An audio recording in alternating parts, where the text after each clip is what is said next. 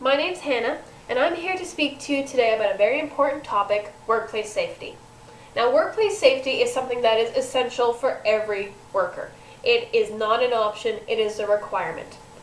But in 2003, it was reported by Statistics Canada that 50% of every employee in Canada and employer suffered lower back injuries due to overextensions and strenuous movements. This is quite a large number. So what can we do, personally, in each employer and employee, in order to reduce the risks of workplace accidents? To start with, it would be good to know the responsibility attributed to each employer and employee. So let's start with the employer. An employer is responsible for providing a safe and sound physical environment, which includes that no exposed plugs or wires should be seen, and the floor should be level and free of any tripping or slipping hazards, if possible.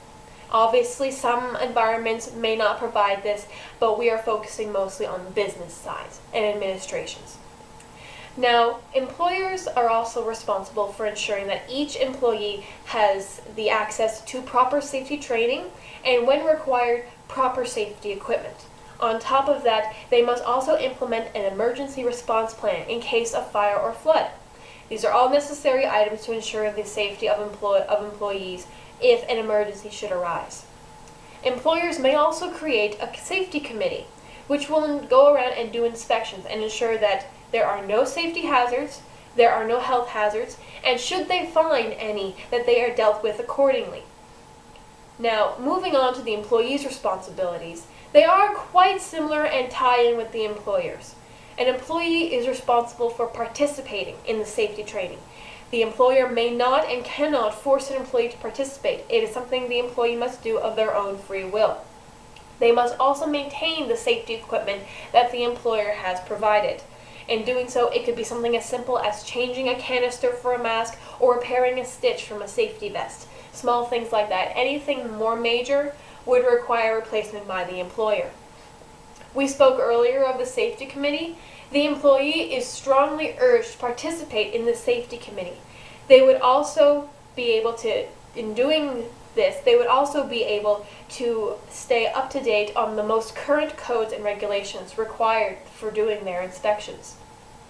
They must also conform and understand the emergency plan set forth by the company that they work for.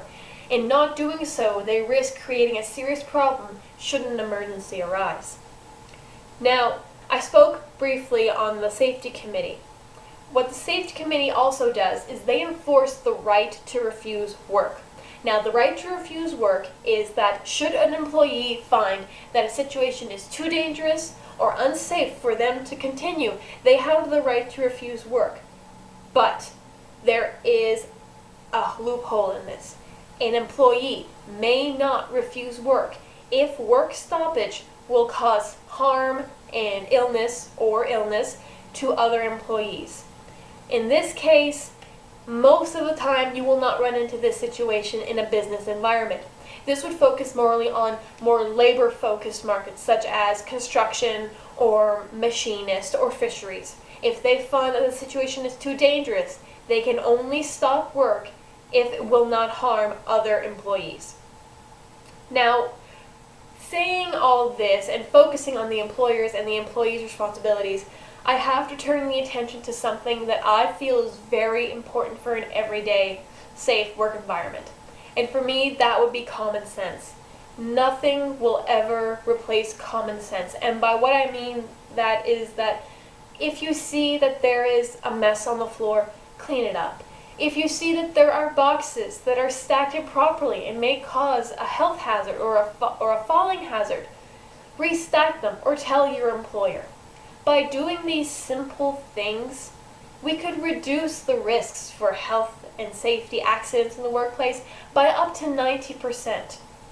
In my final point, I must refresh and re-say that an employer and an employee must work together to ensure that a safe environment is given for all, and that common sense plays a very large role in this. Obviously, we all want to be able to go to work and come home safely, and I believe that in learning and doing each responsibilities and using common sense and implementing everyday routine, we can achieve this. Thank you.